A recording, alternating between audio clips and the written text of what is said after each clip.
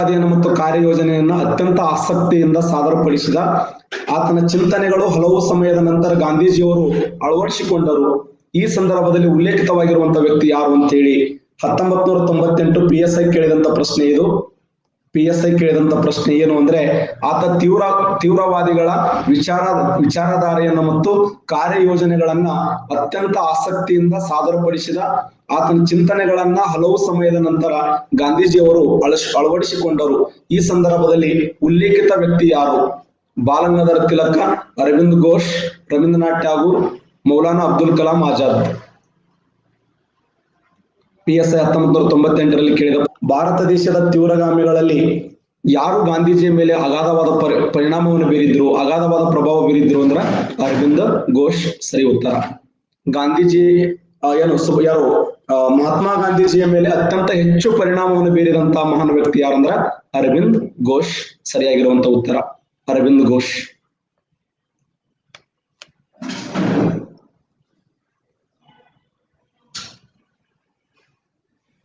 ಅರವಿಂದ್ ಘೋಷ್. ಕರ್ಮಯೋಗಿ ಎಂಬ ಪತ್ರಿಕೆ ಈ ಕೆಳಗಿನ ಯಾವ ವ್ಯಕ್ತಿ ಕರ್ಮಯೋಗಿ ಎಂಬ ಪತ್ರಿಕೆಯನ್ನು ಬರೆದನು? ಕರ್ಮಯೋಗಿ ಎಂಬ ಪತ್ರಿಕೆ KS ಕೇಳಿದ ಪ್ರಶ್ನೆ ಇದು. ಕರ್ಮಯೋಗಿ ಎಂಬ ಪತ್ರಿಕೆಯನ್ನು ಬರೆದವರು ಯಾರು? ಬಾಲಗಂಗಾಧರ ತಿಲಕರು, ಅರವಿಂದ್ ಘೋಷರು, ರವೀಂದ್ರನಾಥ್ ಟ್ಯಾಗೂರ್ ಅವರು, ಮೌಲಾನಾ ಅಬ್ದುಲ್ ಕಲಾಂ ಆಜಾದ್ ಅವರು. ಕರ್ಮಯೋಗಿ ಎಂಬ ಪತ್ರಿಕೆಯನ್ನು ಬರೆದವರು ಯಾರು? ಕರ್ಮಯೋಗಿ ಎಂಬ ಪತ್ರಿಕೆಯನ್ನು ಬರೆದವರು ಬಾಲಗಂಗಾಧರ ತಿಲಕರು, ಅರವಿಂದ್ ಘೋಷರು.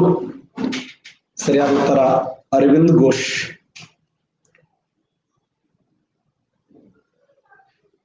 Next question. ಪ್ರಸಿದ್ಧವಾಗಿರುವಂತಹ ಕಾಲ ಎಂಬ ಪತ್ರಿಕೆಯನ್ನು ಬರೆದವರು ಯಾರು?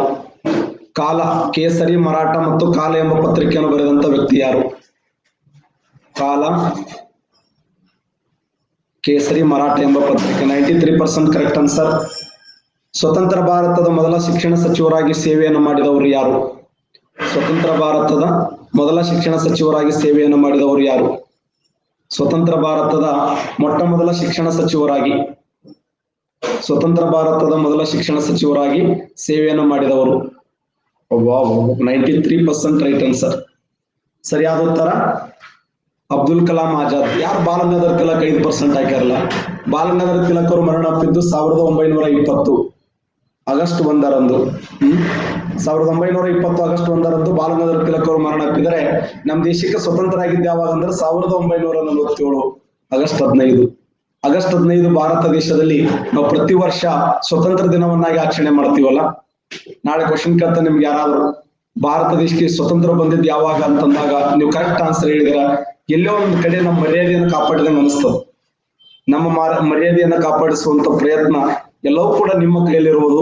ಆ ಉದ್ದೇಶಕ್ಕಾಗಿ ಭಾರತಕ್ಕೆ ಸ್ವತಂತ್ರ ಬಂದಿರತಕ್ಕಂಥ ದಿನಾಂಕ ಯಾವಾಗ ಅಂದ್ರೆ 1947 ಆಗಸ್ಟ್ 15ರಂದು. Next question.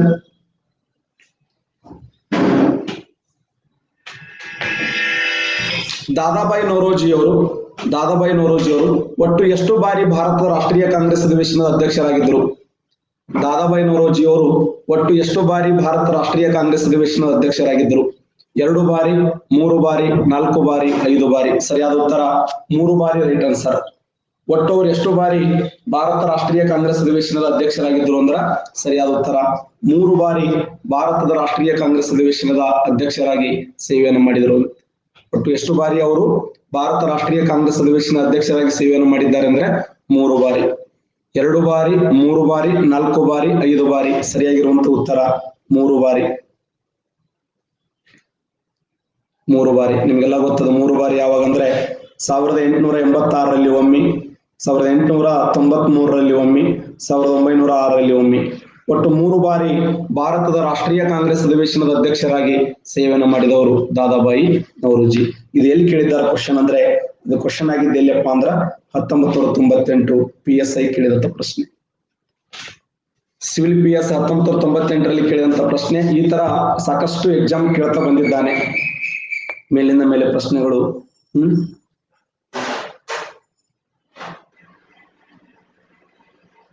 Catherine of ಬ್ರಿಂಗಾಜ್ ಕಾತರಿನ್ of ಬ್ರಿಂಗಾಜ್ ಅವರ ಹಾಗೂ ಎರಡನೇ ಚಾರ್ಲ್ಸನ ವಿವಾಹ ಸಮಯದಲ್ಲಿ ದಂಡದ ರೂಪದಲ್ಲಿ ಮುಂಬೈಯನ್ನ ಪೋರ್ಚುಗೀಸರು ಬ್ರಿಟಿಷರಿಗೆ ಬಿಟ್ಟುಕೊಟ್ಟಿರ್ತಕ್ಕಂಥ ಸಂದರ್ಭ, ಮುಂಬೈ ಪ್ರದೇಶವನ್ನ ಅಥವಾ ಬಾಂಬೆ ಪ್ರದೇಶವನ್ನ, ಮುಂಬೈ ಪ್ರದೇಶವನ್ನ ಪೋರ್ಚುಗಲ್ದವರು ಬ್ರಿಟಿಷರಿಗೆ ಬಿಟ್ಟುಕೊಟ್ಟಿರ್ತಕ್ಕಂಥ ಸಂದರ್ಭ ಯಾವುದು? ಯಾವ ಸಂದರ್ಭದಲ್ಲಿ ಬಿಟ್ಟುಕೊಟ್ರು? ಯುದ್ಧದ ಸಮಯದಲ್ಲಿ, ಬಹುಮಾನದ ಸಮಯದಲ್ಲಿ?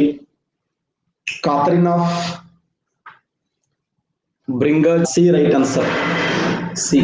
ಮುಂಬೈ ಪ್ರದೇಶವನ್ನ ಬಳುವಳಿಯಾಗಿ ಕೊಟ್ಟಿರತಕ್ಕಂಥ ಸಮಯ, ಮುಂಬೈ ಪ್ರದೇಶವನ್ನ ಬಳುವಳಿಯಾಗಿ ನೀಡಿದಂತ ಸಮಯ ಅಂದ್ರೆ ಕಾತರಿನ್ ಆಫ್ ಬ್ರಿಂಗಾಜ್ ಎರಡನೇ ಚಾರ್ಲ್ಸನ ವಿವಾಹ ಸಮಯದಲ್ಲಿ ಈ ಮುಂಬೈ ಪ್ರದೇಶವನ್ನ ಪೋರ್ಚುಗಲ್ದವರು ಬ್ರಿಟಿಷರಿಗೆ ಬಳುವಳಿ ರೂಪದಲ್ಲಿ ಕೊಡಲಾಯಿತು ಅಂತ. ವೆರಿ ಇಂಪಾರ್ಟೆಂಟ್ ಕ್ವಶನ್ ಇದು ಸಹ.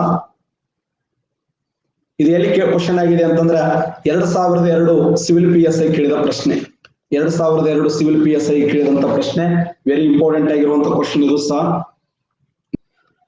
ಮಂಗಳೂರು ಕ್ವಶನ್ ಏನು ಅಂತಂದ್ರೆ, ಬ್ರಿಟಿಷರ ಆಳ್ವಿಕೆಯಲ್ಲಿ ಮದ್ರಾಸ್ ಪ್ರಾಂತ್ಯದಲ್ಲಿರುವಂತ ಅಥವಾ ಮದ್ರಾಸ್ ಪ್ರೆಸಿಡೆನ್ಸಿಯ ಭಾಗವಾಗಿರುವಂತ ಪ್ರದೇಶಗಳು ಯಾವುವು? ಬ್ರಿಟಿಷರ ಆಳ್ವಿಕೆಯಲ್ಲಿ ಮದ್ರಾಸ್ ಪ್ರೆಸಿಡೆನ್ಸಿಯ ಭಾಗಗಳು ಯಾವುವು? ಈ ಕೆಳಗಿನ ಯಾವ ಭಾಗಗಳು? Very important question. ಇದು ಕೂಡ ವಿಂಗಡಿಸಿದ್ರು. ಒಂದು ಹೈದರಾಬಾದ್ ಕರ್ನಾಟಕ ಅಂತ ಹೇಳಿ, ಇನ್ನೊಂದು ಮುಂಬೈ ಕರ್ನಾಟಕ ಅಂತ ಹೇಳಿ, ಇನ್ನೊಂದು ಮದ್ರಾಸ್ ಕರ್ನಾಟಕ ಅಂತ ಹೇಳಿ, ಹಳೆಯ ಮೈಸೂರು ವಿಭಾಗ ಅಂತ ಹೇಳಿ ಒಟ್ಟು ಎಷ್ಟು ಭಾಗಗಳನ್ನಾಗಿ ಮಾಡಲಾಗಿತ್ತು ಅಂದ್ರ 4 ಭಾಗಗಳನ್ನಾಗಿ ವಿಂಗಡಿಸಲಾಗಿತ್ತು. ಹಾಗಾದ್ರೆ ಆ 4 ಭಾಗಗಳಲ್ಲಿ, 4 ಹಂತಗಳಲ್ಲಿ, 4 ಭಾಗಗಳಲ್ಲಿ ಈ ಕೆಳಗಿನ ಯಾವ ವಿಭಾಗಗಳು ಬ್ರಿಟಿಷ್ ಪ್ರಾಂತ್ಯಕ್ಕೆ ಸೇರಿದ್ದು ಅಂದ್ರ ಸರಿಯಾದ ಉತ್ತರ ಬಳ್ಳಾರಿ ಮತ್ತು ದಕ್ಷಿಣ ಕನ್ನಡ ಜಿಲ್ಲೆ. Right answer. ಬಳ್ಳಾರಿ ಮತ್ತು ದಕ್ಷಿಣ ಕನ್ನಡ ಜಿಲ್ಲೆ ಯಾರ ಅಧೀನದಲ್ಲಿದ್ದು, ಯಾರ ಅಂಡರದಲ್ಲಿದ್ದು ಅಂತಂದ್ರೆ ಬ್ರಿಟಿಷರ ಸೇವೆಯಲ್ಲಿ, ಬ್ರಿಟಿಷರ ಅಂಡರದಲ್ಲಿ ಅವು ಕೆಲಸ ಮಾಡ್ತಾ ಇದ್ದು. ನೆಕ್ಸ್ಟ್ ಕ್ವಶನ್ 1922 ಕಾಂಗ್ರೆಸ್ ಮತ್ತು ಮುಸ್ಲಿಂ ಲೀಗ್ಗಳ ಮಧ್ಯೆ, ಕಾಂಗ್ರೆಸ್ ಮತ್ತು ಮುಸ್ಲಿಂ ಲೀಗ್ಗಳ ಮಧ್ಯೆ ಕಾಂಗ್ರೆಸ್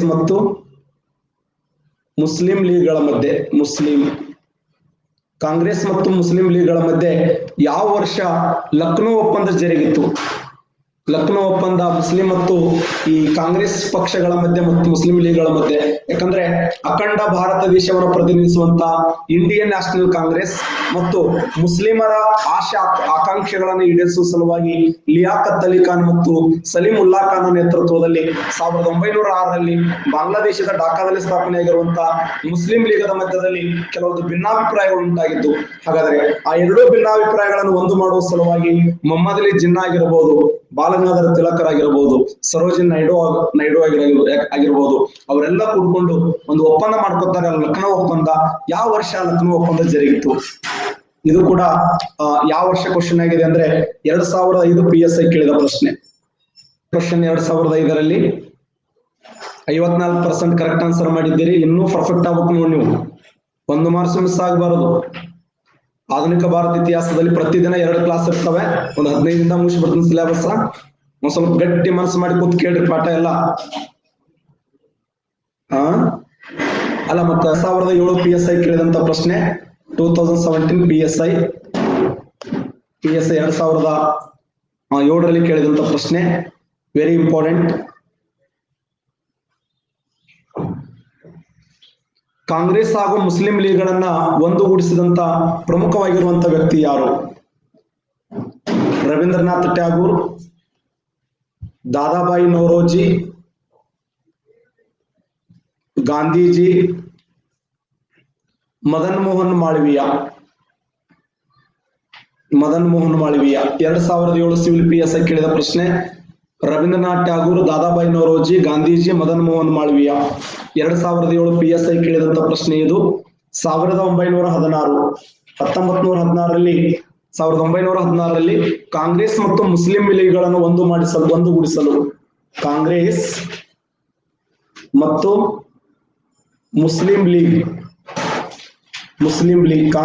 ಮುಸ್ಲಿಂ ಲೀಗ್ಗಳನ್ನ ಒಂದುಗೂಡಿಸಲು ಪ್ರಯತ್ನ ಪಟ್ಟಿರ್ತಕ್ಕಂಥ ವ್ಯಕ್ತಿ ಯಾರು? ಮದನ್ ಮೋಹನ್ ಮಾಳವೀಯ. ನೋಡಿ, ಮದನ್ ಮೋಹನ್ ಮಾಳವೀಯ. 1932 ಪುನಾ ಒಪ್ಪಂದ, ಗಾಂಧೀಜಿ ಹಾಗೂ ಡಾಕ್ಟರ್ ಬಾಬಾ ಸಾಹೇಬ್ ಅಂಬೇಡ್ಕರ್ ಮಧ್ಯದಲ್ಲಿ ಪುನಾ ಒಪ್ಪಂದದ ಮಧ್ಯಸ್ಥಿಕೆ ವಹಿಸಿದವರು ಯಾರು? Gandhiji doctor B R Ambedkar ಅವರ ಮಧ್ಯದಲ್ಲಿ ಪುನಾ ಒಪ್ಪಂದದ ಮಧ್ಯಸ್ಥಿಕೆ ವಹಿಸಿಕೊಂಡವರು ಯಾರು? ಪುನಾ ಒಪ್ಪಂದ Gandhiji doctor B R Ambedkar ಅವರ ಮಧ್ಯದಲ್ಲಿ ಪುನಾ ಒಪ್ಪಂದ ಜರುಗುತ್ತದೆ. ಆ ಪುನಾ ಒಪ್ಪಂದದ ಮಧ್ಯಸ್ಥಿಕೆ ವಹಿಸಿದವರು ಯಾರಂದ್ರ ಸರಿಯಾದ ಉತ್ತರ ಮದನ್ ಮೋಹನ್ ಮಾಳವೀಯ. ಮದನ್ ಮೋಹನ್ ಮಾಳವೀಯ. ಮದನ್ ಮೋಹನ್ ಮಾಳವೀಯ ಸರಿಯಾಗಿರುವಂತ ಉತ್ತರ. ಸಾಕಷ್ಟು ಬಾರಿ ಇವು ಎಕ್ಸಾಮ್ ಮೇಲಿನ ಮೇಲೆ ರಿಪೀಟ್ ಆಗಿರುವಂತ ಪ್ರಶ್ನೆಗಳು.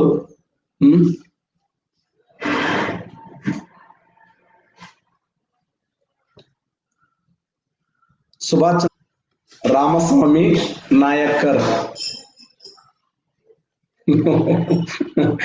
ನೀವು ಅನ್ವತ್ತ ರತ್ನ ನನಗೆ ಗೊತ್ತು ನಿಮ್ಮ ಆಟ. I know I study your face ಅಂತ ಒಳಗು. ನಿಮ್ಮ ಪೇಶಿನ ಮೇಲೆ ನಾವು ಆನ್ಸರ್ ಮಾಡಲ್ಲ. Tilak E V Ramaswamy Naicker. ಇಲ್ಲಿ ಎಲ್ಲಿ ಕ್ವಶನ್ ಆಗಿದೆ ಅಂದ್ರೆ 2007ರಲ್ಲಿ ಕೇಳಿದಂತ ಪ್ರಶ್ನೆ 2007 ಕ್ವಶನ್ ಏನು ಅಂತಂದ್ರೆ, ಮೊದಲಿಗೆ ಗಾಂಧೀಜಿಯವರ ಅನುಯಾಯಿಯಾಗಿ ನಂತರ ಅವರಿಂದ ದೂರವಾಗಿ, ಆರಂಭದಲ್ಲಿ ಗಾಂಧೀಜಿಯವರ ಅಪ್ಪಟ ಅಭಿಮಾನಿ, ಗಾಂಧೀಜಿಯವರ ಸ್ನೇಹಿತರಂತಹ ಕೆಲಸ ಮಾಡಿ ನಂತರ ದಿನಮಾನಗಳಲ್ಲಿ ಆತ್ಮಗೌರವ ಚಳವಳಿಯನ್ನು ಆರಂಭ ಮಾಡಿದವರು ಯಾರು? ಆತ್ಮಗೌರವ ಚಳವಳಿಯನ್ನು ಆರಂಭ ಮಾಡಿದವರು ಸುಭಾಷ್ ಚಂದ್ರ ಬೋಸರು, ಪಟ್ಟಾಭಿ ಸೀತಾರಾಮಯ್ಯವರು, ಬಾಲಗಂಗಾಧರ ತಿಲಕರು, ಇ ವಿ ರಾಮಸ್ವಾಮಿ ನಾಯಕರು. ಸುಭಾಷ್ ಚಂದ್ರ ಬೋಸ್, ಪಟ್ಟಾಭಿ ಸೀತಾರಾಮಯ್ಯ, ಬಾಲಗಂಗಾಧರ ತಿಲಕರು. ಎಕ್ಸಲೆಂಟ್. ಸರಿಯಾದ ಉತ್ತರ E V Ramaswamy Iyer, right answer. ಅಥವಾ ಇ ವಿ ರಾಮಸ್ವಾಮಿ ನಾಯಕರ್ ಅನ್ನುವಂತ ವ್ಯಕ್ತಿ, ಇ ವಿ ರಾಮಸ್ವಾಮಿ ನಾಯಕರ್ ಅನ್ನುವಂತ ವ್ಯಕ್ತಿ ಆರಂಭದಲ್ಲಿ ಗಾಂಧೀಜಿಯವರ ಅಪ್ಪಟ ಅಭಿಮಾನಿಯಾಗಿ ನಂತರ ದಿನಮಾನಗಳಲ್ಲಿ ಗಾಂಧೀಜಿಯವರಿಂದ ದೂರ ಸರಿದು ಅವರು ಯಾವ ಚಳವಳಿಯನ್ನ ಆರಂಭ ಮಾಡಿದರು ಅಂದ್ರೆ ಆತ್ಮಗೌರವ ಚಳವಳಿ ಅಂತೇಳಿ. ಆತ್ಮಗೌರವ ಚಳವಳಿಯನ್ನ ಆರಂಭ ಮಾಡಿದವರು ಇ ವಿ ರಾಮಸ್ವಾಮಿ ನಾಯಕರ್ ಅಂತ ಹೇಳಿ ಕರಿತೀವಿ. Next question. ಜಪಾಟಲಿ. ಸುಭಾಷ್ ಚಂದ್ರ ಬೋಸರು ಇಂಡಿಯನ್ ನ್ಯಾಷನಲ್ ಆರ್ಮಿಯನ್ನ 2000 ಸಿವಿಲ್ PSI ಕೇಳಿದಂತ ಪ್ರಶ್ನೆ ಇದು. 2000 PSI ಕೇಳಿದಂತ ಪ್ರಶ್ನೆ. ಸುಭಾಷ್ ಚಂದ್ರ ಬೋಸರು ಇಂಡಿಯನ್ ನ್ಯಾಷನಲ್ ಆರ್ಮಿಯನ್ನ ಈ ಕೆಳಗಿನ ಯಾವ ನಗರದಲ್ಲಿ ಆರಂಭಿಸಿದರು? ಸುಭಾಷ್ ಚಂದ್ರ ಬೋಸರು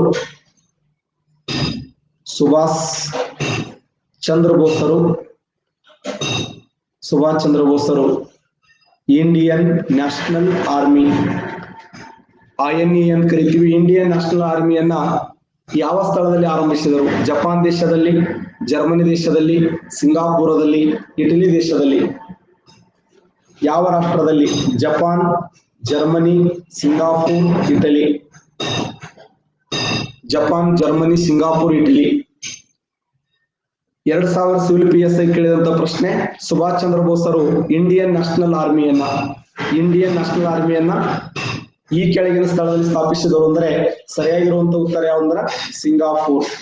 ಬಹಳ ಇಂಪಾರ್ಟೆಂಟ್ ಆಗಿರುವಂತ ಪ್ರಶ್ನೆ ಇದು. 2000 PSI ಕೇಳಿದಂತ ಪ್ರಶ್ನೆ. ಕರೆಕ್ಟ್ ಆನ್ಸರ್ ಮಾಡಿದ್ದೀರಿ, good. Subhash Chandra Bose, Raas Bihari Bose, captain Mohan Singh, captain Lakshmi Sehgal. ಇದರಲ್ಲಿ ಯಾರು ಇಂಡಿಯನ್ ನ್ಯಾಷನಲ್ ಆರ್ಮಿ ಎಂದು ಹೆಸರಿಸಿದರು? ಇಂಡಿಯನ್ ನ್ಯಾಷನಲ್ ಆರ್ಮಿ ಎಂದು ಹೆಸರಿಸಿದವರು ಯಾರು?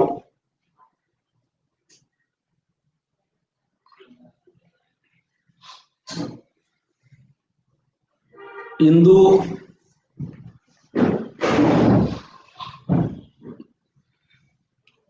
ಸುಭಾಷ್ ಚಂದ್ರ ಬೋಸರು ಕಟ್ಟಿರ್ತಕ್ಕಂಥ ಹಿಂದ್ ಆಜಾದ್ ಫೌಜ್ ಅಥವಾ ಹಿಂದ್ ಆಜಾದ್ ಫೌಜ್ ಅನ್ನುವಂತ ಸಂಘಟನೆಯನ್ನ ಇಂಡಿಯನ್ ನ್ಯಾಷನಲ್ ಆರ್ಮಿ ಎಂದು ನಾಮಕರಣ ಮಾಡಿದವರು ಯಾರು ಅಂದ್ರೆ ಸರಿಯಾಗಿರುವಂತ ಉತ್ತರ captain Mohan Singh, right answer. ಸಂತು ಹೋದಪ್ಪ, ಲಿಸ್ಟ್ ನ ಬಂಧನದಾಗ ಹೋಗಿರ್ತಿ 15 ಅದೇ ಅಲ್ಲ, ಗುಡ್. ಎಷ್ಟು ಕಾಂಪಿಟೇಷನ್ ಅದ್ ನೋಡು. ನೀ ಇಲ್ಲಿದ್ದಾವ್ ಇಲ್ಲಿ ಬಂದಿ 4ನೇ ಸ್ಥಾನಕ್ಕೆ. ಇವು ಹೆಂಗ ಎಷ್ಟು ಕಷ್ಟಪಟ್ಟು ಹಾಕ್ತಿರ್ಬೇಕಲ್ಲ ಇವ್ರು. ಎಷ್ಟು ಕಾಂಪಿಟೇಷನ್ ನೋಡಿ. ನಮ್ಮ ಕ್ಷಣಕ್ಕೂ ಕೂಡ ಕಾಂಪಿಟೇಷನ್ ಇದೆ.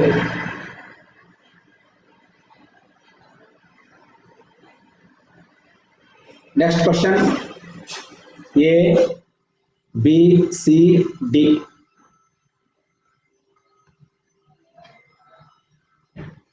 ಸತ್ಯಾಗ್ರಹ, ವಂದೇ ಮಾತರಂ, ಹರಿಜನ, ಕಾಲ.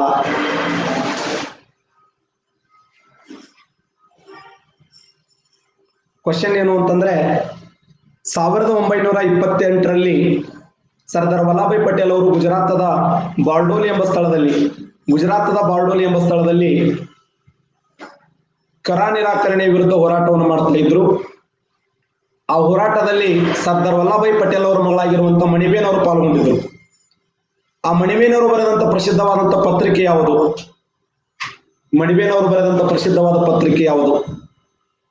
ಶಬಾಷ್, ಎಕ್ಸಲೆಂಟ್. ಮಣಿಬೇನ್ ಅವರು ಬರೆದ ಪ್ರಸಿದ್ಧವಾದ ಪತ್ರಿಕೆ ಯಾವುದಂದ್ರ ಸತ್ಯಾಗ್ರಹ ಎಂಬ ಪತ್ರಿಕೆಯನ್ನು ಬರೆದರು. ಸತ್ಯಾಗ್ರಹ ಎಂಬ ಪತ್ರಿಕೆ ಇದು ಸಾಕಷ್ಟು ಫೇಮಸ್ ಆಗಿರುವಂತ ಪ್ರಶ್ನೆ, IS ಲೆವೆಲ್ ಕೇಳಿದಂತ ಪ್ರಶ್ನೆ.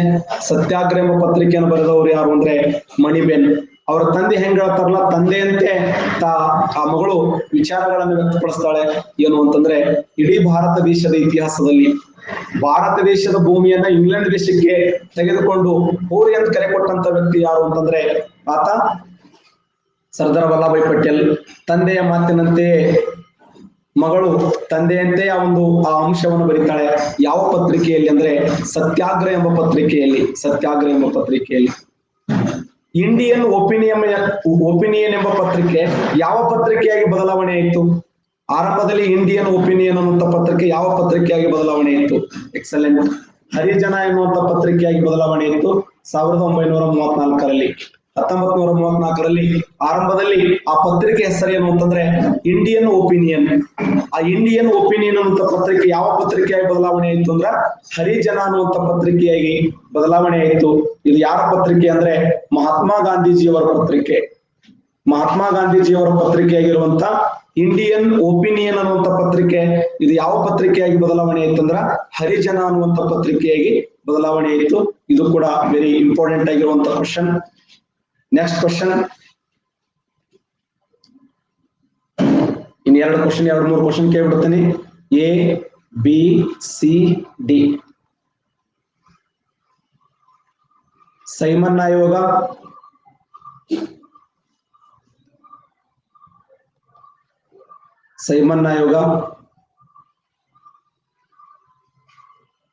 ನಂಕನ್ ಸಾಹೇಬ್ ಹತ್ಯಾಕಾಂಡ,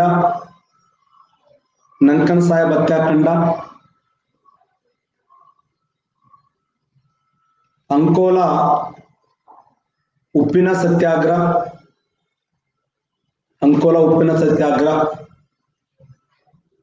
ಸಬರಮತಿಯ ಸ್ಥಾಪನೆ. ನಿಮ್ಗೆ ಗೊತ್ತಾಗಿರೋ ಕ್ವಶನ್ ಇದು. ಈಗ ಇದ್ರ ಮ್ಯಾಗ ಏನ್ ಕ್ವಶನ್ ಕೇಳಬಹುದು ಹೇಳ್ರಿ? ನಾನು ಯಾರು ಹೇಳ್ತೀರ ನೋಡೋಣ? ನೀವು ನಂಗೆ ಗೊತ್ತಾಗತ್ತೆ ಇದ್ರ ಮೇಲೆ. ಕಾಲಾನುಕ್ರಮ A B C D,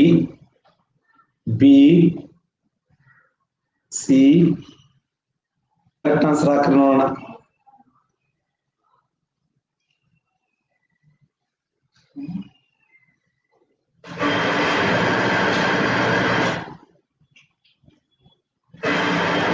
%46 correct answer ಹಾಕಿರಲ್ಲ.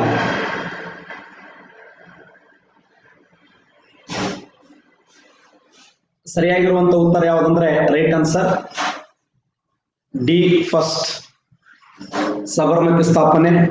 ಅದಾದ ಮೇಲೆ ನಂಕನ್ ಸಾಹೇಬ್ ಹತ್ಯಾಕಾಂಡ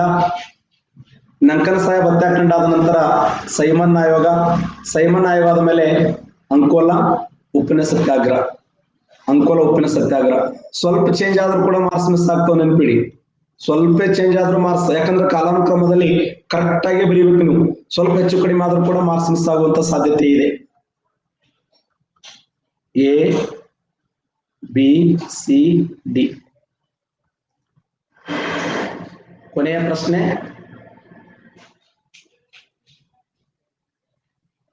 ಎಂ ಶಿರಾಜ್,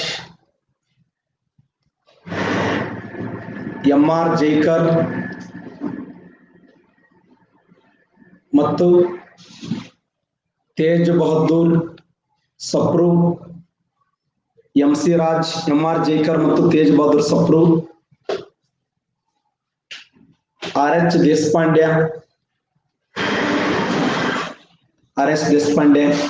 ಮೇಲಿನ ಯಾರು ಅಲ್ಲ. ಕ್ವಶನ್ ಏನು ಅಂತಂದ್ರ ಅತಿ ಮುಖ್ಯವಾಗಿರುವಂತ ಪ್ರಶ್ನೆ ಇದು ಸಹ. ಗಾಂಧಿ ಇರುವಿನ್ ಒಪ್ಪಂದದ ಮಧ್ಯಸ್ಥಿಕೆ ವಹಿಸಿದವರು ಯಾರು? ಶಬಾಷ್, ಎಕ್ಸಲೆಂಟ್. 80% ಕರೆಕ್ಟ್ ಆನ್ಸರ್ ಮಾಡಿದ್ದೀರಿ.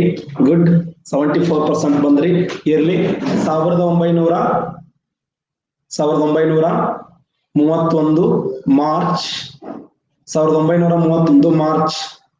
5ರಂದು ಗಾಂಧಿ ಮತ್ತು ಇರ್ವಿನ್ ಮಧ್ಯದಲ್ಲಿ ಒಂದು ಒಪ್ಪಂದ ಆಗ್ತದೆ. ಆ ಒಪ್ಪಂದ ಯಾವ್ದಂದ್ರೆ ಗಾಂಧಿ ಇರ್ವಿನ್ ಒಪ್ಪಂದ ಅಂತ ಕರೀತಾರೆ. ಆ ಗಾಂಧಿ ಇರ್ವಿನ್ ಒಪ್ಪಂದದ ಮಧ್ಯಸ್ಥಿಕೆ ವಹಿಸಿದವರು ಯಾರು ಅಂದ್ರೆ MR ಜೈಕರ್ ಮತ್ತು ತೇಜ್ ಬಹದ್ದೂರ್ ಸಪ್ರು. ಸರಿಯಾಗಿರುವಂತ ಉತ್ತರ MR ಜೈಕರ್ ಮತ್ತು ತೇಜ್ ಬಹದ್ದೂರ್ ಸಪ್ರು. 1931 ಮಾರ್ಚ್ 5ರಂದು 1931 ಮಾರ್ಚ್ 5ರಂದು ಗಾಂಧಿ ಇರ್ವಿನ್ ಒಪ್ಪಂದದ ಮಧ್ಯಸ್ಥಿಕೆ ವಹಿಸಿದವರು ಯಾರಂದ್ರೆ MR ಜೈಕರ್ ಮತ್ತು ತೇಜ್ ಬಹದ್ದೂರ್ ಸಪ್ರು ಅನ್ನುವಂತ ವ್ಯಕ್ತಿ. ಓಕೆ.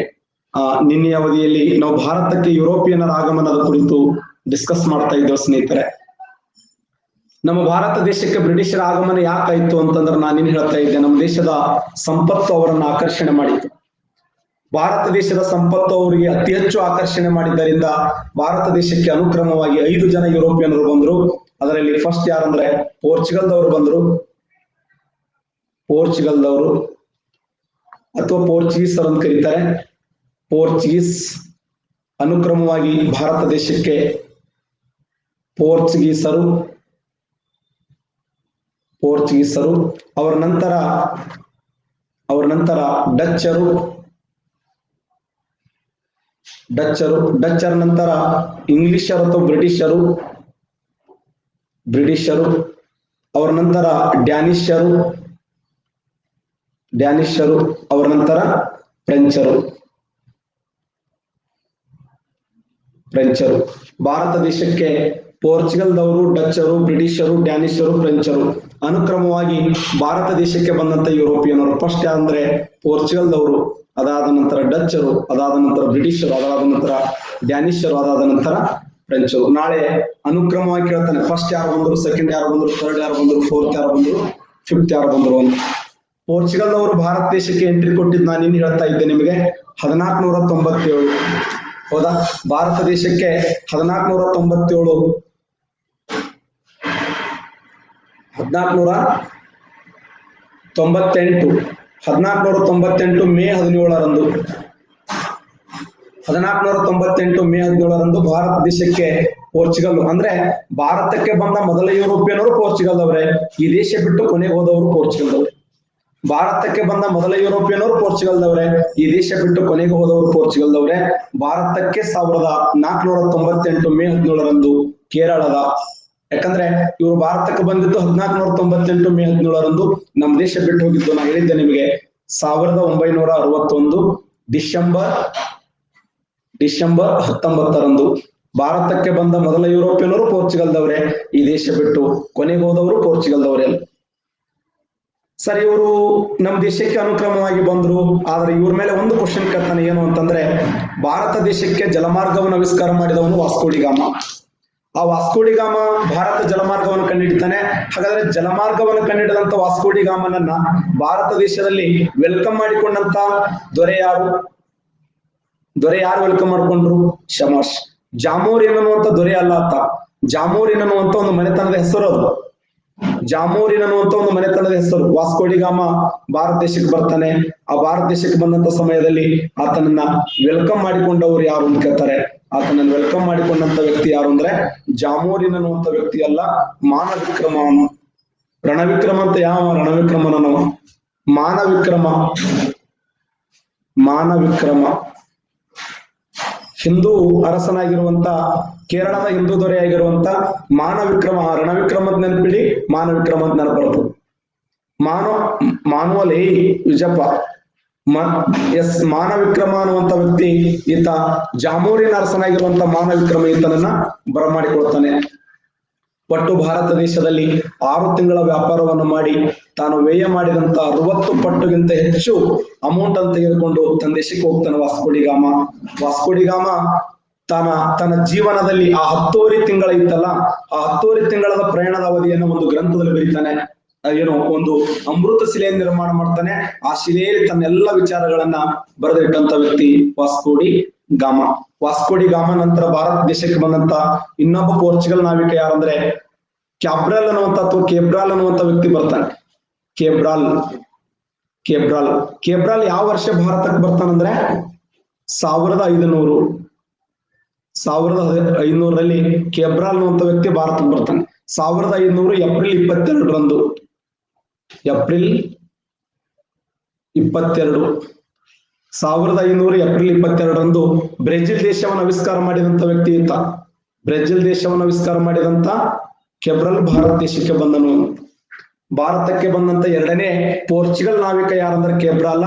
ಈತ ಯಾವ ವರ್ಷ ಬಂದ ಅಂದ್ರೆ 1500 ಏಪ್ರಿಲ್ 22ರಂದು ಬ್ರೆಜಿಲ್ ದೇಶವನ್ನ ಸಂಶೋಧನೆ ಮಾಡಿರ್ತಕ್ಕಂಥ ಈತ ಭಾರತ ದೇಶಕ್ಕೆ ಬರ್ತಾನೆ.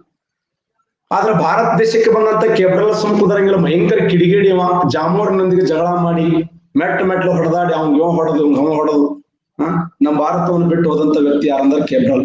ಭಯಂಕರ ಜಗಳ ಗಂಟು, ಮಾತಾಡಿದ್ರೆ ಜಗಳ ಮಾಡ್ತಿದ್ದ, ಭಾಷೆ ಮಾತಾಡಕ್ ಬರ್ತಿರ್ಲಿಲ್ಲ, ತೊದಲು ಮಾತಾಡ್ತಿದ್ದ. 5 ನಿಮಿಷಕ್ಕೊಂದು ಆರಾಮದಿ ಅಂತ ಕೇಳುವಂತ ಮನುಷ್ಯ ಯಾರು ಅಂತಂದ್ರೆ ಆತ. ಆ ಉದ್ದೇಶಕ್ಕಾಗಿ ಅವ್ರು ಏನೋ ಮಾತು ಹೆಚ್ಚು ಕಡಿಮೆ ಹೊಡೆದಾಡಿ, ಯಾಕಂದ್ರೆ ನೋಡ್ರಿ ನೀವು ಸಾಮಾನ್ಯವಾಗಿ ಕೆಲವ್ರು ಮಾತಾಡುವಂತೆ ಜಗಳ ಆಗ್ತಿರ್ತಾವ ನೋಡ್ರಿ. ನಮ್ ಸ್ನೇಹಿತ ಇದ್ದ, ಅವ ಹೆಂಗಪ್ಪ ಅಂತಂದ್ರೆ ಮಾತಾಡ್ಬೇಕಾದ್ರೆ 2 ನಿಮಿಷಕ್ಕೊಮ್ಮೆ 3 ನಿಮಿಷಕ್ಕೊಮ್ಮೆ ಮಾತಾಡ್ತಿದ್ದ ತೊದಲು.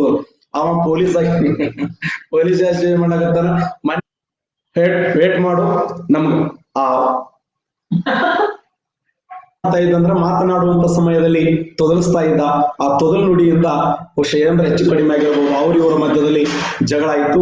ಭಾರತಕ್ಕೆ ಬಂದಂತ 2ನೇ ನಾವಿಕ ಯಾರಂದ್ರೆ ಕೇಬ್ರಾಲ್. ಬೇಗ ಬಂದ ನಮ್ಮ ದೇಶವನ್ನು ಬೇಗ ಬಿಟ್ಟು ಹೋಗ್ತಾನೆ. ನಂತರ ವಾಸ್ಕೋಡಿಗಾಮ 2ನೇ ಹಂತದಲ್ಲಿ ಬರ್ತಾನೆ. 2ನೇ ಹಂತದಲ್ಲಿ ವಾಸ್ಕೋಡಿಗಾಮ ಬರ್ತಾನೆ ಅಂತ ಹೇಳಿದೆ ನಿಮ್ಗೆ. ಒಟ್ಟು ವಾಸ್ಕೋಡಿಗಾಮ ಭಾರತ ದೇಶಕ್ಕೆ ಎಷ್ಟು ಬಾರಿ ಬಂದ ಅಂದ್ರೆ 2 ಬಾರಿ ಬಂದ ಅಂತ ಒಂದು ಬುಕ್ಗಳಲ್ಲಿ, ಇನ್ನೂ ಕೆಲವು ಬುಕ್ಗಳಲ್ಲಿ ಇಲ್ಲ 3 ಬಾರಿ ಬಂದ. ಅದೇನೇ ಇರಲಿ, 1ನೇ ಬಾರಿ ಬರುವಾಗ ತಕ್ಕಡಿಯನ್ನು ತಂದ, 2ನೇ ಬಾರಿ ಬರುವಾಗ ಧರ್ಮ ಬಾವುಟ ತಂದ, ಮತ್ತೆ ಆ ಖಡ್ಗವನ್ನು ತಂದ. ಖಡ್ಗ ಯಾವುದರ ಸಂಕೇತ ಅಂದ್ರ ರಾಜಕೀಯ ಸಂಕೇತ. ಧರ್ಮ ಬಾವುಟ ಯಾವುದರ ಸಂಕೇತ ಅಂದ್ರೆ ಧರ್ಮ ಪ್ರಚಾರದ ಸಂಕೇತ. ಇನ್ನ ತಕ್ಕಡಿ ಯಾವುದರ ಸಂಕೇತ ಅಂದ್ರ ಆಯುಧ ಪೂಜೆ ಮಾಡಕ್ ತಂದ ತಕ್ಕಡಿ ಭಾರತ ದೇಶದಲ್ಲಿ ವ್ಯಾಪಾರ ಮಾಡುವಂತ ಸಂಕೇತ. ಭಾರತದಲ್ಲಿ ವ್ಯಾಪಾರ ಮಾಡುವಂತ ಉದ್ದೇಶಕ್ಕಾಗಿ ತಕ್ಕಡಿಯನ್ನು ತೆಗೆದುಕೊಂಡು ಬಂದಂತ ವ್ಯಕ್ತಿ ಯಾರಂದ್ರ ವಾಸ್ಕೋಡಿಗಾಮ ನಂತರ ಭಾರತಕ್ಕೆ ಬಂದಂತ ಇನ್ನೊಬ್ಬ ಮೊಟ್ಟ ಮೊದಲ ವೈಸರಾಯ್ ಯಾರು ಅಂತ ಕೇಳ್ತಾರೆ. ಫ್ರಾನ್ಸಿಸ್ ಡಿ ಅಲ್ಮೇಡಾ ಅನ್ನುವಂತ ವ್ಯಕ್ತಿ. ಫ್ರಾನ್ಸಿಸ್ ಡಿ ಅಲ್ಮೇಡಾ ಅನ್ನುವಂತ ವ್ಯಕ್ತಿ ಭಾರತ ದೇಶಕ್ಕೆ ಬಂದಂತ ಪ್ರಸಿದ್ಧವಾಗಿರುವಂತ ಒಬ್ಬ ವೈಸರಾಯ ಅಂತ ಕರೀತಾರೆ. ಈ ಪ್ರಸಿದ್ಧ ವೈಸರಾಯ್ ಆಗಿರುವಂತ ಫ್ರಾನ್ಸಿಸ್ ಡಿ ಅಲ್ಮೇಡಾನ ಕಾಲಾವಧಿ 1503ರಿಂದ 1509ರವರೆಗೆ.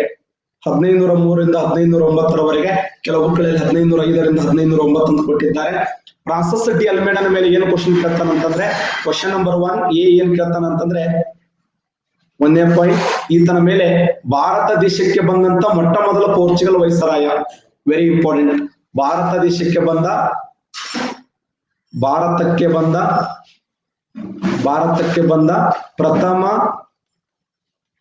ಪ್ರಥಮ ಪೋರ್ಚುಗಲ್ ವೈಸರಾಯ.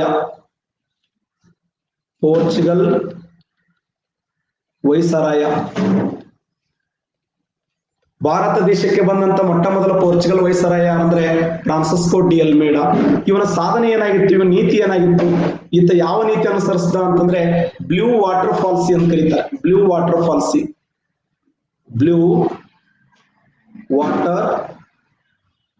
ಪಾಲಿಸಿ ಇದು ಕ್ವಶನ್ ಆಗಿದೆ ನೋಡಿ. ಈತ ನೀತಿ ಏನಾಗಿತ್ತು ಅಂತ ಕ್ವಶನ್ ಕೇಳಿದ್ದಾರೆ. ಈತ ನೀತಿ ಏನಾಗಿತ್ತು ಅಂದ್ರೆ ಬ್ಲೂ ವಾಟರ್ ಪಾಲಿಸಿ ಅಂತ ಕರೀತಾರೆ. ಯಾರ ನೀತಿ ಆಗಿತ್ತು ಬ್ಲೂ ವಾಟರ್ ಪಾಲಿಸಿ ಅಂದ್ರೆ? ಬ್ಲೂ ವಾಟರ್ ಫಾಲ್ಸ್ ಯಾರು ಅಂದ್ರೆ ಫ್ರಾನ್ಸಿಸ್ಕೋ ಡಿ ಅಲ್ಮೇಡಾ ನೀತಿ. ಫ್ರಾನ್ಸಿಸ್ಕೋ ಡಿ ಅಲ್ಮೇಡಾ ನೀತಿ ಏನಾಗಿತ್ತಂದ್ರೆ ಬ್ಲೂ ವಾಟರ್ ಫಾಲ್ಸಿ. ಬ್ಲೂ ವಾಟರ್ ಫಾಲ್ಸಿ ಇಂತ ನೀತಿಯಾಗಿತ್ತು. ಅಂದ್ರೆ ನೀಲಿ ಜಲ ನೀತಿ ಅಂತ ಕರೀತಾರೆ. ನೀಲಿ ಜಲ ನೀತಿ ಅಂದ್ರೆ ಸಮುದ್ರದ ಮೇಲೆ, ಸಾಗರಗಳ ಮೇಲೆ ತನ್ನದೇ ಆಗಿರುವಂತಹ ಪ್ರಭುತ್ವ ಸಾಧಿಸುವುದು ಅಂತ. ಸಮುದ್ರ ಸಾಗರಗಳ ಮೇಲೆ ತನ್ನದೇ ಆಗಿರುವಂತ ಹಿಡಿತವನ್ನು ಸಾಧಿಸುವುದು, ಆ ಸಾಗರ ಸಮುದ್ರಗಳ ಮೇಲೆ ತನ್ನದೇ ಆಗಿರುವಂತಹ ಪ್ರಭುತ್ವ ಸಾಧಿಸುವುದನ್ನ ನೀಲಿ ಜಲ ನೀತಿ ಅಂತ ಕರೀತಾರೆ. ಬ್ಲೂ ವಾಟರ್ ಫಾಲ್ಸಿ ಅಂದ್ರ ಅರಬ್ಬಿ ಸಮುದ್ರಕ್ಕೆ ಕರೀತಿದ್ರು. ಅರಬ್ಬಿ ಸಮುದ್ರದ ಮೊದಲ ಹೆಸರೇನು? ಅರಬ್ಬಿ ಸಮುದ್ರದ ಮೊದಲ ಹೆಸರು, ಇದು ಕ್ವಶನ್ ಆಗಿದೆ ನೋಡಿ. ಅರಬ್ಬಿ ಸಮುದ್ರದ ಮೊದಲ ಹೆಸರೇನು? ಶಬಾಷ್. ಅರಬ್ಬಿ ಸಮುದ್ರದ ಮೊದಲ ಹೆಸರು ಇಂಪೀರಿಯಲ್ ಸಮುದ್ರ ಅಂತ ಕರೀತಾರೆ. ಇಂಪೀರಿಯಲ್ ಸಮುದ್ರ. ಇಂಪೀರಿಯಲ್ ಸಮುದ್ರ. ಅರಬ್ಬಿ ಸಮುದ್ರದ ಮೊದಲ ಹೆಸರೇನಂದ್ರ ಇಂಪೀರಿಯಲ್ ಸಮುದ್ರ. ಹಾಗಾದ್ರೆ ಅರಬ್ಬಿ ಸಮುದ್ರದ ಮೇಲೆ ಪ್ರಭುತ್ವವನ್ನು ಸಾಧಿಸುವಂತ ಉದ್ದೇಶ, ಪ್ರಭುತ್ವವನ್ನು ಸಾಧಿಸುವಂತ ಉದ್ದೇಶ ಹೊಂದಿದ್ದ. ಅರಬ್ಬಿ ಸಮುದ್ರದ ಮೇಲೆ ಪ್ರಭುತ್ವವನ್ನು ಸಾಧಿಸುವಂತ ಉದ್ದೇಶವನ್ನು ಹೊಂದಿದ್ದ. ಇದನ್ನೇ ಬ್ಲೂ ವಾಟರ್ ಫಾಲ್ಸಿ ಅಂತ ಹೇಳಿ ಕರೆಯಲ್ಪಡ್ತಾರೆ. ಇಂಪೀರಿಯಲ್ ಸಮುದ್ರ ಅಂದ್ರು ಒಂದೇ, ಆ ಒಂದು ಬ್ಲೂ ವಾಟರ್ ಫಾಲ್ಸಿ ಅಂದ್ರು ಒಂದೇ. ಯಾವ ಧರ್ಮದವರು ಸರ್ ಅವರು ಅಂತಂದ್ರೆ ಪೋರ್ಚುಗಲ್ ಕ್ರೈಸ್ತ ಧರ್ಮಪಿ. ಕ್ಯಾಥೋಲಿಕ್ ಮತ್ತು ಪ್ರೊಟೆಸ್ಟೆಂಟ್ ಪಂಗಡಗಳಿದ್ವಲ್ಲ, ಆ ಕ್ಯಾಥೋಲಿಕ್ ಮತ್ತು ಪ್ರೊಟೆಸ್ಟೆಂಟ್ ಪಂಗಡಗಳನ್ನ ಪ್ರಚಾರ ಮಾಡುವಂತ ಉದ್ದೇಶವನ್ನು ಹೊಂದಿದ್ರು. ಹೌದು, ಕ್ರೈಸ್ತ ಧರ್ಮ ಅಂತ ಕರಿತೀವಿ. ಆ ಕ್ರೈಸ್ತ ಧರ್ಮದಲ್ಲಿ ಎರಡು ಪಂಗಡಗಳು, ಒಂದು ಕ್ಯಾಥೋಲಿಕ್ ಪಂಗಡ, ಇನ್ನೊಂದು ಪ್ರೊಟೆಸ್ಟೆಂಟ್ ಪಂಗಡ. ನೋಡಿ, ನಮ್ಮ ಬಸವಪ್ಪಿ ಅವರು ಆನ್ಸರ್ ಮಾಡಿದ್ದಾರೆ ಸರ್, ಏನಪ್ಪಾ ಅಂತಂದ್ರೆ ಪ್ರೊಟೆಸ್ಟೆಂಟ್ ಪಂಗಡ ಅಂತ. ಎಕ್ಸಲೆಂಟ್. ಆ ಪ್ರೊಟೆಸ್ಟೆಂಟ್ ಮತ್ತು ಏನು ಕ್ಯಾಥೋಲಿಕ್ ಪಂಗಡಗಳನ್ನ ಪ್ರಚಾರ ಮಾಡುವಂತ ಉದ್ದೇಶಕ್ಕಾಗಿ ಅವರು ಭಾರತ ದೇಶಕ್ಕೆ ಆಗಮಿಸಿದ್ರು ಅಂತ ಹೇಳಿ ಬೇಕಿನಾಳದವರು ಯಾವ ಒಟ್ಟಾರೆಯಾಗಿ ಆ ಫ್ರಾನ್ಸಿಸ್ಕೋ ಡಿ ಅಲ್ಮೇಡನ ನೀತಿ ಏನಾಗಿತ್ತು ಅಂತಂದ್ರೆ ಆತ ಬ್ಲೂ ವಾಟರ್ ಫಾಲ್ಸಿಯನ್ನ ಜಾರಿಗೆ ತಂದನು ಅಂತ. ಇದು ಕ್ವಶನ್ ಆಗಿದೆ. ಬ್ಲೂ ವಾಟರ್ ಫಾಲ್ಸಿ ಯಾವುದು ಅಂತಂದ್ರೆ ಇದು ಇತ್ತೀಚೆಗೆ ಬಂದಂತ ಪ್ರಶ್ನೆ. ಸಿವಿಲ್ PS 2020 ಸಿವಿಲ್ PSI ಕೇಳಿದಂತ ಪ್ರಶ್ನೆ ಏನ್ ಕೇಳಿದ್ದಾನಂದ್ರೆ, ಈ ಕೆಳಗಿನ ಯಾವ ವ್ಯಕ್ತಿಯ ನೀತಿ ನೀಲಿ ಜಲನೀತಿಯಾಗಿತ್ತು ಅಥವಾ ಬ್ಲೂ ವಾಟರ್ ಫಾಲ್ಸಿ ಆಗಿತ್ತು ಅಂದ್ರೆ ಅದು ಫ್ರಾನ್ಸಿಸ್ಕೋ ಡಿ ಅಲ್ಮೇಡಾ ನೀತಿ. ಫ್ರಾನ್ಸಿಸ್ಕೋ ಡಿ ಅಲ್ಮೇಡಾ ನೀತಿ ಏನಾಗಿತ್ತಂದ್ರೆ ನೀಲಿ ಜಲನೀತಿಯಾಗಿತ್ತು ಅಂತ. ಇವ ನಂತರ ಭಾರತ ದೇಶಕ್ಕೆ ಬಂದವರು ಯಾರು ಅಂತಂದ್ರೆ ಅದು ಫ್ರಾನ್ಸಿಸ್ಕೋ ಡಿ ಅಲ್ಮೇಡಾ ಅನ್ನುವಂತ ವ್ಯಕ್ತಿ. Sorry, Albuquerque. Alfonso de Albuquerque. Alfonso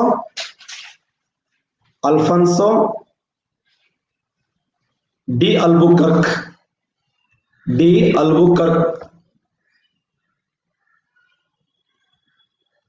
Alfonso de Albuquerque. ಈತನ ಕಾಲಾವಧಿ ಎಲ್ಲಿಂದ ಎಲ್ಲಿವರೆಗೆ ಅಂದ್ರೆ 1509ರಿಂದ 1515ರವರೆಗೆ. 1509ರಿಂದ 1515ರವರೆಗೆ Alfonso de Albuquerque. Alfonso de ಅಲ್ಬುಕರ್ಕನ ಕಾಲಾವಧಿ 1509ರಿಂದ 1515ರವರೆಗೆ. ಭಾರತಕ್ಕೆ ಬಂದಂತ ಪ್ರಸಿದ್ಧ ಪೋರ್ಚುಗಲ್ ವೈಸರಾಯ. ಭಾರತ ದೇಶಕ್ಕೆ ಬಂದ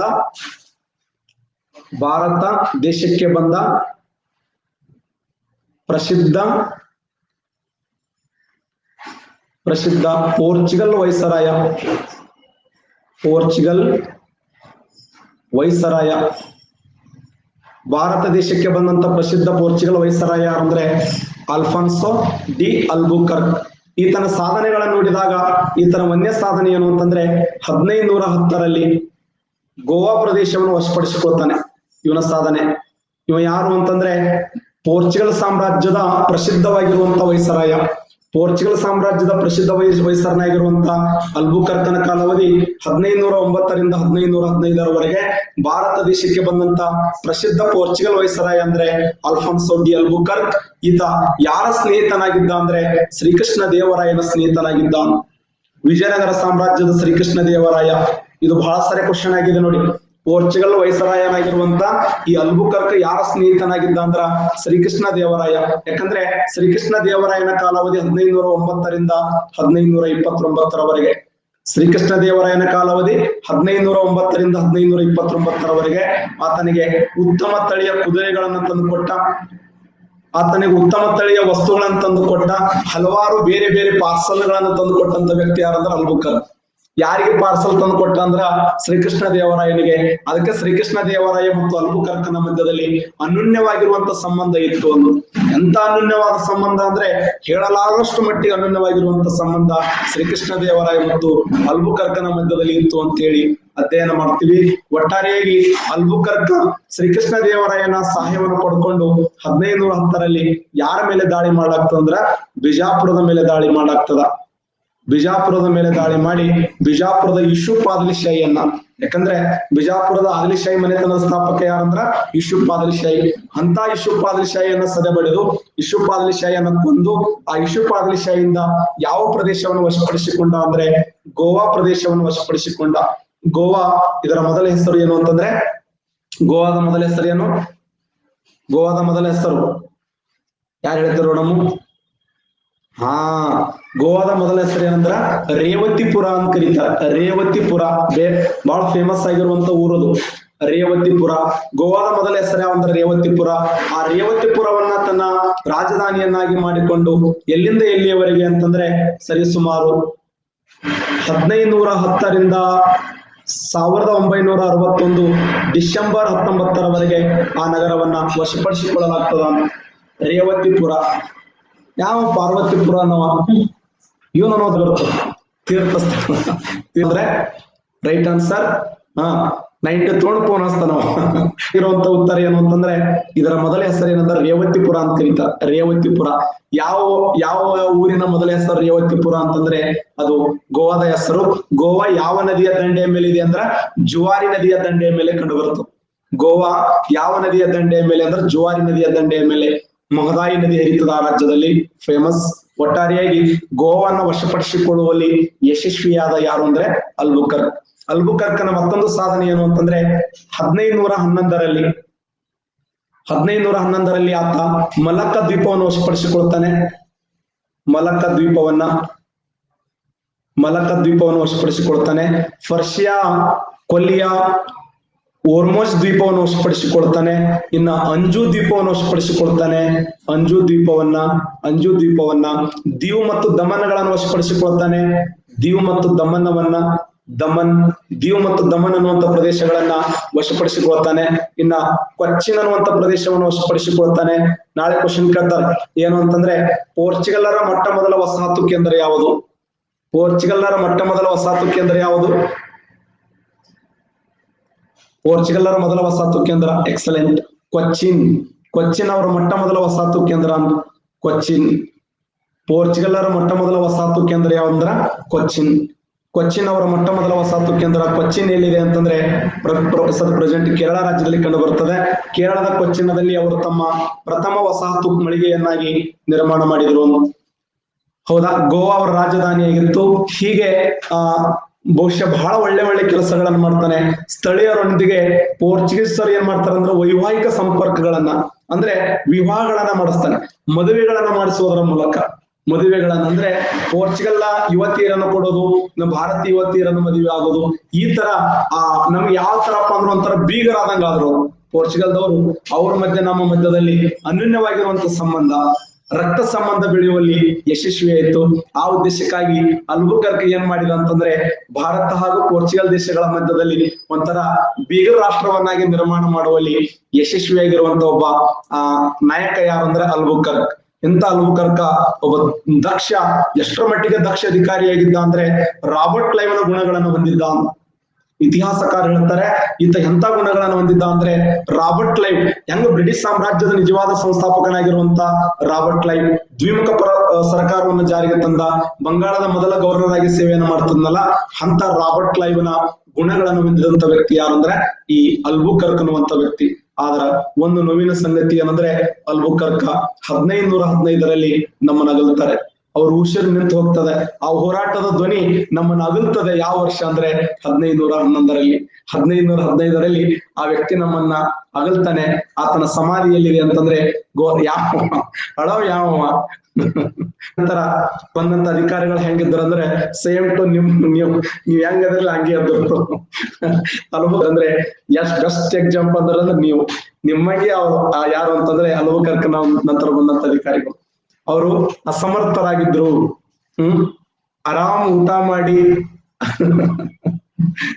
ಅಸ ಯಾರು ಮಾಡಿದ ಕರೆಕ್ಟ್ ಹೇಳಿಲ್ಲ. ಅಲ್ಬುಕರ್ಕ್ ನಂತರ ಬಂದಂತ ಅಧಿಕಾರಿಗಳು ಅಸಮರ್ಥರಾಗಿದ್ದರು. ಅವರ ಅವನತಿ ಕಾರಣಗಳೇನು? ಪೋರ್ಚುಗಲರ ಅವನತಿ ಕಾರಣಗಳು, ಅವನತಿಗೆ ಕಾರಣಗಳು, ಅವರ ಅವನತಿ ಕಾರಣಗಳೇನು ಅಂದ್ರೆ ಪಾಯಿಂಟ್ ನಂಬರ್ 1, ಅಲ್ಬುಕರ್ಕ್ ನಂತರ ಬಂದಂತ ಅಧಿಕಾರಿಗಳು ಅಸಮರ್ಥರಾಗಿದ್ದರು. ಅಧಿಕಾರಿಗಳು ಅಸಮರ್ಥರಾಗಿದ್ದರು.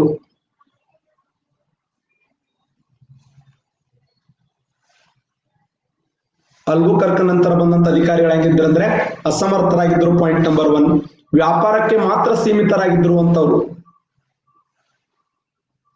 ವ್ಯಾಪಾರಕ್ಕೆ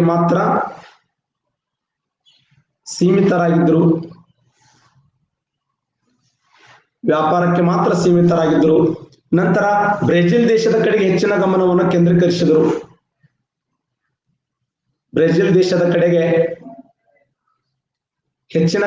ಕೇಂದ್ರೀಕರಿಸಿದರು. ಆಮೇಲೆ ವಿಜಯನಗರ ಸಾಮ್ರಾಜ್ಯದ ಅವನತಿ ಐತಲ್ಲ, 1565 ಜನವರಿ 23ರಂದು ತಾಳಿಕೋಟೆಯ ರಕ್ಕಸಿಗಿರಿ ತಂಗಡಿ ಯುದ್ಧ ಅಂತ ಕರಿತೀವಲ್ಲ, ಆ ಅಳಿಯ ರಾಮರಾಯನ ಸೋಲು ವಿಜಯನಗರ ಸಾಮ್ರಾಜ್ಯದ ಅವನತಿ. ವಿಜಯನಗರ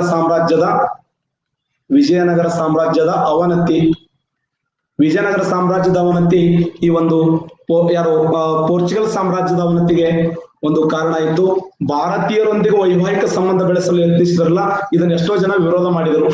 ಭಾರತೀಯರದನ್ನು ವಿರೋಧ ಮಾಡಿದರು. ಅವ್ರೇನು ನಾವು ಮದುವೆ ಮಾಡ್ಕೋತೀವಿ, ನಾವು ಹೆಣ್ಣು ಕೊಡ್ತೀವಿ ಅಂದಾಗ ಭಾರತೀಯರು ಹಾಗೆ ಅಂದ್ರು, ಏನ್ ಹುಚ್ಚಾರ ಮಾಡ್ತಾರಪ್ಪ ಅವ್ರಿಗೆ, ನೀವು ಏನು ನಾವೇನು ಅವೆಲ್ಲ ಆಗುವಲ್ಲ ಹೋಗುವಲ್ಲ ಅಂತ ಹೇಳಿ ಭಾರತೀಯರ ಮತ್ತು ಪೋರ್ಚುಗಲ್ ಮಧ್ಯದಲ್ಲಿ ವೈವಾಹಿಕ ಸಂಬಂಧಗಳನ್ನು ವಿರೋಧಿಸಿ ಬಹಳಷ್ಟು ಕಟುವಾಗಿ ಟೀಕಿಸಿದರು ಭಾರತೀಯ ತಜ್ಞರು. ಅಷ್ಟೇ ಅಲ್ಲದೆ ಇನ್ನೊಂದು ವಿಶೇಷ ಏನಂದ್ರೆ, ಅವರು ಕ್ರೈಸ್ತ ಧರ್ಮಕ್ಕೆ ಒತ್ತಾಯಪೂರ್ವಕವಾಗಿ ಏನ್ ಮಾಡಿದಾರೆ ಅಂದ್ರೆ ಧರ್ಮ ಪ್ರಚಾರಕ್ಕೆ ಮುಂದಾದರು. ಕೇರಳದಂತ ಪ್ರದೇಶಗಳಲ್ಲಿ, ಗೋವಾದಂತ ಪ್ರದೇಶಗಳಲ್ಲಿ, ಕಣ್ಣಾನೂರು ಅಂತ ಪ್ರದೇಶಗಳಲ್ಲಿ ಒತ್ತಾಯದೊಂದಿಗೆ ಧರ್ಮ ಸ್ವೀಕಾರ ಮಾಡಬೇಕು ಅಂತ.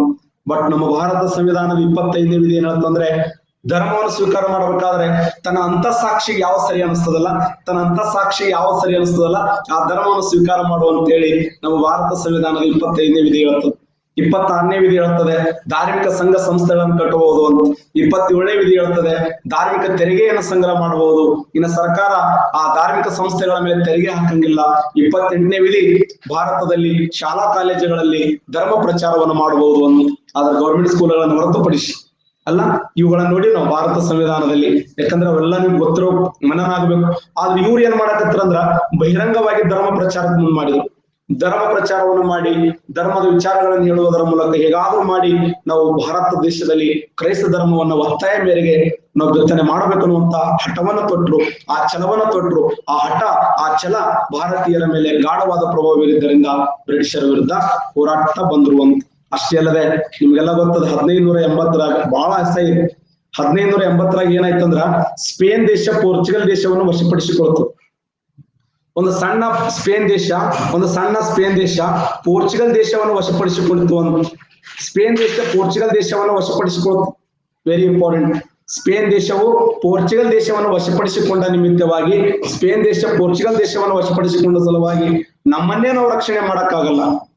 ಈಗ ಅಂತಿರ್ತಾರಲ್ಲ, ಇವ್ರು ನೀ 4 ಸಬ್ಜೆಕ್ಟ್ SSLC ಫೇಲ್ ಆಗಿ ಬೇರೆಯವ್ರಿಗೆ ಹೇಳ್ತಿದ್ನಂತ, ಹಂಗಲ್ಲ ದೋಸ್ತ, ಹಿಂಗ್ ಓದಬೇಕು, ಹಿಂಗ್ ಬರಿಬೇಕು, ಹಿಂಗ್ ಮಾಡ್ಬೇಕು ಅಂತ.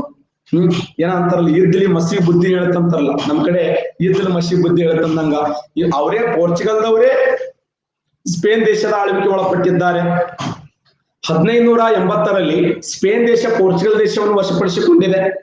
ಮತ್ತ ಅವರು ತಮ್ಮನ್ನೇ ತಾವು ರಕ್ಷಣೆ ಮಾಡ್ಕೊಳಕ್ಕಾಗಲ್ಲ, ನಮ್ಮನ್ನೇನ್ ರಕ್ಷಣೆ ಮಾಡ್ತಾರ ಅಂತ ಬಹಳ ಅಸಹ್ಯನಿಸ್ತದು. ಎಲ್ಲರೂ ನೋಡಿ ಅವ್ರನ್ನ ಬಿದ್ದು ಅಡ್ಡಾಡ್ ನಗದೆ. ನಮ್ ಕಡೆ ಹಳ್ಳಿಗಳದಾಗ ಅಂತಿರ್ತಾರಲ್ಲ, ನಮ್ ಜೋಳ ಗೌಡ್ರಿಗೆ ಕೊಟ್ಟು, ಹೌದಾ, ನಮ್ ಜೋಳ ಯಾರಿಗೆ ಕೊಟ್ಟು ಗೌಡ್ರ ಜೋಳ ಹಾರ್ಯಾರು ಬೀಸ್ತಿದ್ನಂತ ಅಂತಾರ ನೋಡಿ. ಹಂಗ ನಾವು ಮಾಡುವಂತ ಕೆಲಸವನ್ನು ಮಾಡೋದು ಬಿಟ್ಟು ಬೇರೆದವ್ರ ಕೆಲಸವನ್ನು ಮಾಡ್ತೀವಲ್ಲ, ಇದು ಯಾವುದು ಪೋರ್ಚುಗಲ್ ದೇಶ ಭಾರತ ದೇಶದಲ್ಲಿ ಅವನತಿಗೆ ಪ್ರಮುಖವಾಗಿರುವಂತ ಕಾರಣವಾಯಿತು ಅಂತ ಹೇಳಿ ನಾಳೆಯ ಅವಧಿಯಲ್ಲಿ. ಮತ್ತೆ ಇನ್ನೊಂದು ವಿಶೇಷ ಏನಂದ್ರೆ, ಇವರಿಂದ ನಮ್ಗೆ ಏನ್ ಲಾಭ ಇತ್ತು ಅಂದ್ರೆ, 1556ರಲ್ಲಿ ಭಾರತ ದೇಶಕ್ಕೆ ಮುದ್ರಣ ಯಂತ್ರದ ಪರಿಚಯ ಇತ್ತು. ಮುದ್ರಣ ಯಂತ್ರ ವೆರಿ ಇಂಪಾರ್ಟೆಂಟ್. ಮುದ್ರಣ ಯಂತ್ರ, ನಮ್ ದೇಶಕ್ಕೆ ಮುದ್ರಣ ಯಂತ್ರವನ್ನ ಜಾರಿಗೆ ತಂದವರೇ ಪೋರ್ಚುಗಲ್ದವರು. ಎಲ್ಲಿ ಮುದ್ರಣ ಯಂತ್ರ ಪರಿಚಯ ಇತ್ತಂದ್ರೆ, ಮೊದಲ ಬಾರಿಗೆ